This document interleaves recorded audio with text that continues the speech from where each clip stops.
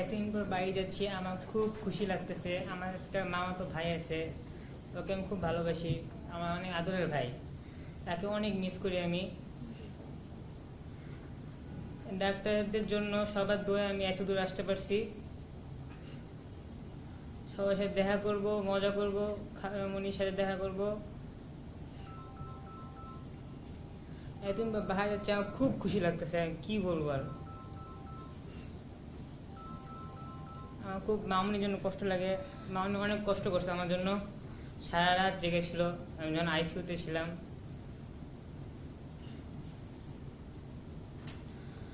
আমার খুব খুশি লাগছে, মামুনি অনেক খুশি যে আমি এতদিন পর বাড়ি যাচ্ছি।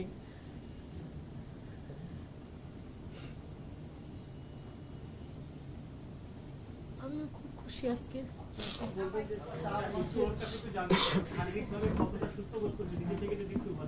বলো, তুমি বলো।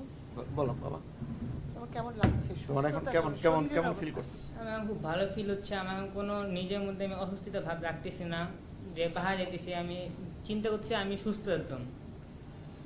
আমি চিন্তা করতে চাচ্ছি না যে আমি এখনো একটু অসুস্থ আছি, আমার কানের সমস্যা হচ্ছে এখনো।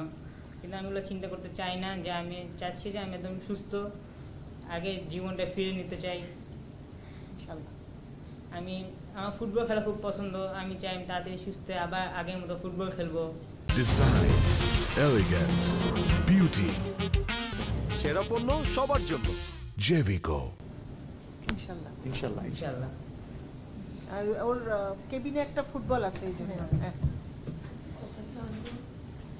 আমার কিছু বলার নেই। আমি ম্যাডাম স্যার সবার প্রতি কৃতজ্ঞ।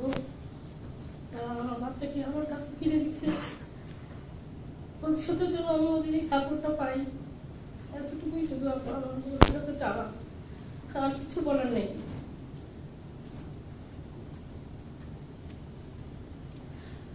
আমি কখনো আশা করিনি আইসিইউ থেকে আমার বাবাটা আমার কাছে আসবে।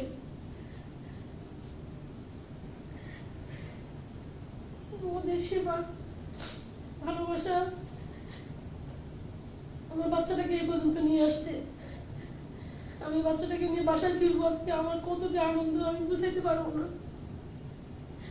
ও না থাকলে আমার ঘরের দরজাটা বন্ধ ছিল, আজকে সেই দরজাটা খুলবে।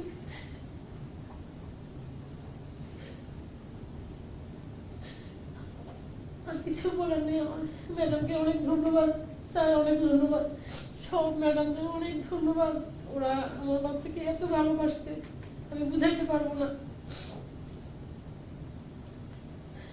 এখানকার নার্স, ওয়ার্ড বয়, ওরা আমার বাচ্চাকে যেভাবে আগলে রেখেছে বিছানায়, এত অসুস্থ ছিল, ওরা পাশে না থাকলে আমি পারতাম না আমার ছেলেকে ফিরে দিতে।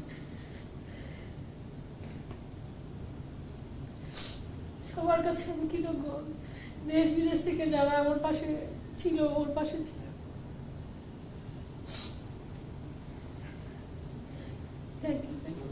Thank you. আমার নাম লাভলি ইয়াসমিন।